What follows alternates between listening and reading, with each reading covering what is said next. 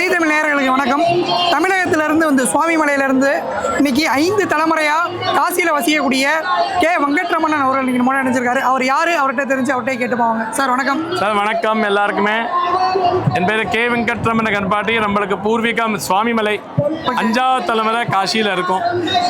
உங்களுக்கும் காசி இந்த கோவிலுக்கு என்ன சார் தொடர்பு? சார் நம்ம வந்து காசியில் பல 5 இதாக இருக்கும் சொன்னேன்னா. ஸோ காசியில் யார் இருந்தாலும் பிரதிதினம் கங்கையில் ஸ்நானம், கங்கா ஸ்நானம், பகவான் விஸ்வநாதர் தர்சனம். அதுக்காக பகவான் விஸ்வநாதர் தர்சனம் பக்தனா ஒரு காசியில் என்ன இதுனா பக்தனா இருக்கும், தமிழ்காரான்னு இருக்கும். ஸோ இந்த கோவிலில் வந்து நம்ம தமிழ் மக்கள் எல்லாருமே வரா.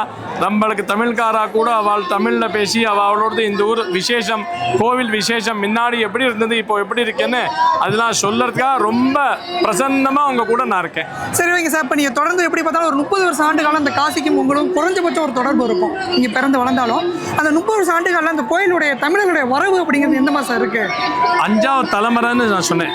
5வது தலைமுறை காசியில் ரொம்ப இருக்கும். சுவாமிமலையில் வந்து இந்த ரொம்ப தென்னாட்டுக்கும் காசி விஸ்வநாதர் கோயிலுக்கும் ரொம்ப ரொம்ப விசேஷமான ரொம்ப இது. நம்ம என்ன தென்னாட்டில் ஒரு ஜனனுக்கும் மக்களுக்கும் லைஃப்பில் ஒரு தடவை அவசியமாக காசிக்கு போகணும், கண்டிப்பாக கங்கா ஸ்நானம் பண்ணணும், விஸ்வநாதர் தரிசனம் பண்ணணும்னு அந்த காலத்துலேருந்து ஒரு பெரிய ஸ்ரத்த பக்தி இருக்குது. ஸோ இந்த காசிக்கு நிறையா பேர் தமிழ்நாடுலேருந்து வரா. தமிழ் மக்கள் தான் ஜாஸ்தி தரிசனம் பண்ணி யாருக்கு பித்திருக்கள் இல்லையோ அவளுக்கா தர்ப்பணம் திதி கூட கங்கை கரையில் பண்ணுறா. அந்த ஸ்ரத்தையோட காசிக்கு வரா.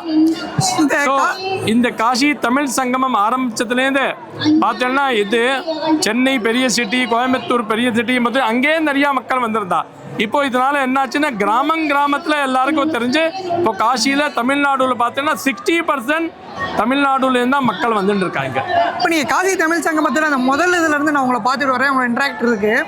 அப்போ இருந்ததுக்கு இப்போ இருக்கிறதுக்கு வித்தியாசம் எது இருக்கா சார்? அந்த மக்களுடைய ஆதரவு, அவங்களுடைய முகத்தில் அந்த ஒரு பேராதரவு இருக்கும்ல, அதை நீங்கள் எப்படி சார் பார்க்குறீங்க? நிச்சயமாக நான் பார்த்தேன். தமிழ்நாடுலேருந்து யார் வராலும் அவளும் ரொம்ப பிரசன்னமாக இருக்கா. இந்த மாதிரி காசிக்கு வரோமே, இந்த மாதிரி நம்மளுக்கு ஏற்பாடு ஒரு பெரிய புரோட்டோகால். எங்கே போனாலும் நம்மளுக்கு ஸ்பெஷல் ராத்திரி 2 மணிக்கு எல்லா அதிகாரியெல்லாம் வர வச்சு ஸ்டேஷனில். அதே மாதிரி கோவில் வரும்போது புரோட்டோகாலில் ஏன்னா 2 லட்சம் பேர் டெய்லி காசிக்கு வரா. நம்ம ரோட்டில் 2 வீலர் கூட நடக்க முடியாது, அத்தனை கூட்டமாக இருக்குது. ஆனால் நம்ம தமிழ்காரால் ஒரு பஸ்ஸில் உட்காத்தி வச்சு தனியாக கோவிலுக்கு ஐஷன் வந்து அவளுக்கு ஒரு தனி புரோட்டோகாலில் போய் தரிசனம் பண்ணி வச்சு அதே மாதிரி கோவிலில் உட்காத்தி வச்சு இங்கேருந்து அன்னபூரணி விசாரிச்சு எல்லாமே விசேஷமாக ஒரு ரூபமாக புரோட்டோகாலில் பண்ணிட்டு இருக்கா. ஸோ அதனால் பார்த்தினா அவள் ரொம்ப சந்தோஷமாக இருக்கா. இந்த மாதிரி நம்ம மேலே தமிழ்கார மேலே நம்ம கௌரவம் வச்சிருக்காளே அப்படின்னு சந்தோஷப்படுறா அவளுக்கெல்லாம். இங்கே வந்த அப்புறம் தான் அவளுக்கும் தெரியறது. அதே மாதிரி நீங்கள் பார்த்தீங்கன்னா இந்த ஊரில் ஆட்டோக்காராக இருக்கட்டும், ரிக்ஷாக்காராக இருக்கட்டும், போட்காராக இருக்கட்டும், எல்லாருமே தமிழ் பேசுகிறா. வாங்க என்ன வேணும் அப்படின்னு எல்லாருமே தமிழ் பேச ஆரம்பிச்சுட்டாங்க. இங்கே ஒரு பெரிய சேஞ்ச், பிக் சேஞ்ச்.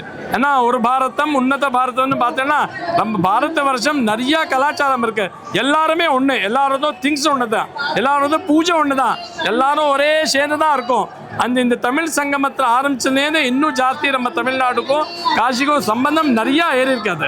அதே மாதிரி சார், நீ இந்த அரசியல் கேள்வி வேண்டாம்னு நினைச்சேன். ஆனால் நீங்கள் ஒரே பாரதம் உன்னத பாரதம் சொன்னனால அரசியல் இல்லாமல் அதை கொஞ்சம் கடந்து போக முடியல.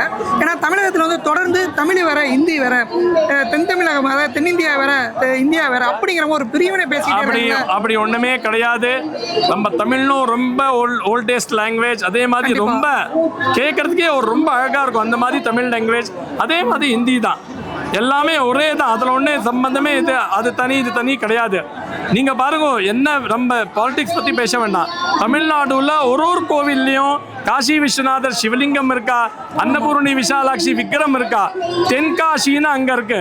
அந்த மாதிரி நிறையா நம்ம விசேஷம் பார்த்தீங்கன்னா காசிக்கும் தமிழ்நாட்டுக்கும் கலாச்சாரம் ஒரே கலாச்சாரம் தான், ஒன்று தனியாகவே கிடையாது. அந்த மாதிரி இந்த கலாச்சாரம் ஒரே கலாச்சாரம், நம்ம எல்லாருமே ஒன்று தான். தமிழ் மேலே எல்லாருமே விசேஷமாக கௌரவம் வச்சுருக்கா, ஒரு சந்தேகமே கிடையாது. அதுக்காக தமிழ் மேலே ஒரு தனி விசேஷ கௌரவம், தனியாக பிரியம் வச்சுருக்கா. காசியில் அதே மாதிரி 60% நான் சொன்னேன் தமிழ்காரா தான் இங்கே வரா. ரொம்ப பிரியமாக இங்கேருந்து போகும்போது இந்தூர் மனுஷா இத்தனை நன்னா இருக்காளே, இத்தனை நன்னா தமிழ் பேசுகிறாளே அப்படின்னு சந்தோஷமாக இங்கேருந்து போகிறான். ரொம்ப நன்றி சார். தமிழகத்திலிருந்து தமிழை பேசக்கூடிய மக்களுக்காக இந்த காசி விஸ்வநாதருக்கு செய்யக்கூடிய உங்களுடைய சேவை தொடர்ந்து இருக்கணும் அப்படிங்கிறது எங்களுடைய வேண்டுகோள். நன்றி தொடர்ந்து சார், இருக்கணும்னு நன்றி. நினைக்கிறேன். நம்ம இதே மாதிரி நம்ம நாட்டு பிரதமருக்கு நன்றி சொல்றோம். அந்த மாதிரி எல்லாம் ஏற்பாடு பண்ணியிருக்கா. உத்தரப்பிரதேஷ் தலைவர் யோகிஜி அதே மாதிரி எத்தனை நன்னா ஏற்பாடு பண்ணி கேட்டுன்னு இருக்கலாம். அவெல்லாம் தென்னாட்டிலேருந்து வராளே, எல்லாம் சௌரியமா இருக்கா அவளுக்கா.